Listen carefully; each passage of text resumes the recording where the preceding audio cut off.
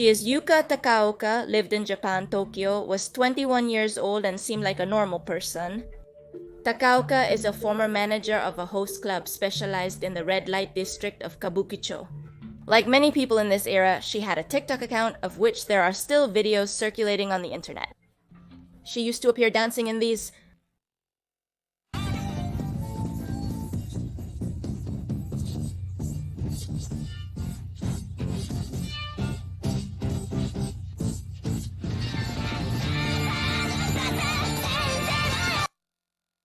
She also had an Instagram where she usually posted pictures of herself with nothing special.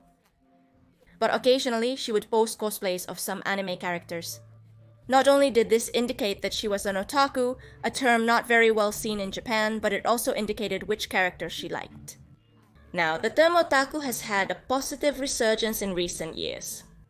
Those who watch anime have taken ownership of the word as something good instead of the stigma it had before. In case you didn't know, this word is used to define a person who likes anime and everything related to it. However, it has sometimes been used for those people obsessed with such animations, and they have been compared to those who never leave their homes, have no social ties, or do not work. On the other hand, the term got a very bad connotation because of the crimes of Tsutomu Miyazaki, or better known as the Otaku Killer, who between 1988 and 1989 committed crimes related to minors that cost him the death penalty. From then on, the term otaku was enveloped in almost absolute negativity, as this man who killed girls also consumed that content. The stigma had become much worse. On the other hand, there is another term that you also need to know to understand this story and why it became so popular. Yandere. Yandere is a Japanese term used to refer to a person with a sweet and pleasant personality on the outside, but hostile and aggressive on the inside. A combination of words between something like love and crazy. There are several anime characters known this way, among them two girls of which Yuka had done cosplays like Himiko Toga from Boku no Hero or 02 from Darling in the Franxx. Both characters well known for their attitudes but also with a lot of feigns. It is with this context then that we can start with the crime itself. The case was most known for this image. What is censored is a body.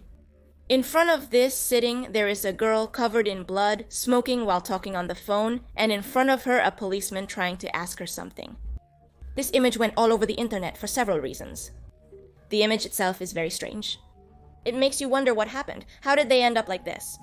Additionally, as you can imagine, the girl's beauty was very attention-grabbing. Yuka Takaoka had tried to murder her boyfriend, Runa, a bar host who had been living with her just a few days ago. They had met in October 2018, and by May 2019 she had tried to murder him. The police arrived at their building around 4 in the afternoon, informed by other people. As soon as they arrived, they see her like this on the entrance floor. The next thing that also caught attention was Yuka's face in the police car. She wasn't entirely sad about what had happened. Rather, she seemed happy, impressed by what was happening, by what she had done. And of course, you may wonder why she committed the crime. The reason why Yuka decided to do this is clearly stated on several occasions. First, by leaving in writing to the police what she had done in her apartment, but also by saying it when asked about the crime once she was already captured. It turns out that according to Yuka, they had been living together for a short time, and at some point in those days she checked his phone without asking him. At that moment, she found photos of her boyfriend with another girl. Private photos, so to speak. She apparently didn't like this at all. She waited for her boyfriend to come back, and then she killed him. But her reasoning was a bit different from the typical one. She didn't hate him. Quite the opposite, according to her. She loved him so much that she didn't know what to do. And I quote, "Since I loved him so much, I couldn't help it. After killing him, I also wanted to die. I didn't want to go anywhere, so I sat on the outdoor stairs. I didn't call emergency services because I intended to die after watching him die from the stabbing. All of this during his arrest on May 23rd, 2019. The main issue with this case is that instead of accepting that she had committed a crime and leaving it at that, she went viral on the internet and started to have fans, more followers than before. People couldn't accept that this pretty girl would go to jail or that she was simply a criminal. She had fan groups. Like I said, yes, she was pretty. She made TikToks. She had an Instagram where she did yandere cosplays, so people started to know her as the real yandere, as if she were an anime character. It wasn't a bad thing, quite the opposite.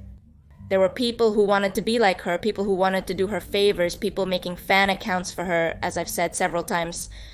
A disaster, and something that made the case even more well-known everywhere. The image itself that I already showed you, the one that is censored, is uncensored on the internet and became known everywhere. But the fact that it was described as an anime character made even more people go viral. On the other hand, Yuka's ex-boyfriend survived, and it was known from a tweet from his account at that time, of which I don't know if he is still the owner, where he tweeted that since he survived his girlfriend's attack, he couldn't drink again. Something he said as an irony, something funny, because he worked in a bar. Many assume he died in this case, but that's not true. Once he was taken to the hospital, he survived. Even with almost no chance of doing so, with the terrible liver wound that the attack had left him, he still lived. What may seem strange to some people is that he doesn't seem to hold grudges for what happened. Runa, who worked at the fusion bar under the name Phoenix Luna, said it took her 5 days to regain consciousness. At first, she had no voice, so it was not possible to speak, and she was bedridden, so she could not walk alone for a while. She also couldn't eat after the incident and lost quite a bit of weight. When she remembered how she was stabbed and thought about what she would do in the future, she couldn't sleep due to anxiety and fear. She received counseling for that. Originally from Tochigi Prefecture, Phoenix Luna ended up in an institution in elementary school after her family members separated. She entered the construction industry after graduating from high school. After she resigned due to personal issues, she ended up penniless, which led to her becoming homeless. That's how she started working as a host at a bar named Phoenix Luna. The host or hostess of a bar engages in pleasant conversation with the customers while serving them alcohol. That would be her job. Serving more drinks, getting tips, providing companionship, things like that. And she usually started working around 6 in the morning. However, after all this happened, some people would think she would stop working there. Who knows, maybe to hide from people for a while? But ultimately, she chose to keep her job and carry on with life as normal. Runa told the Shukan Post that some people described her as mentally strong for returning to the host world after the stabbing. What some didn't know is that she actually did consider retirement from this job at one point. He said the following, but she had nowhere else to go but here. Growing up in an institution without my parents, I had no contact with my 7 siblings. I felt the older hosts at the club were my real family. She also added that her colleagues regularly visited her at the hospital. If you can't drink, we'll do it in your name, said one of them. Phoenix Luna wanted to come back. All the customers know about the incident. I wanted to reveal all and return to hosting, not hide. On August 1st of that year, he tweeted that he was the 4th ranked host in Fusion by youth in terms of July sales.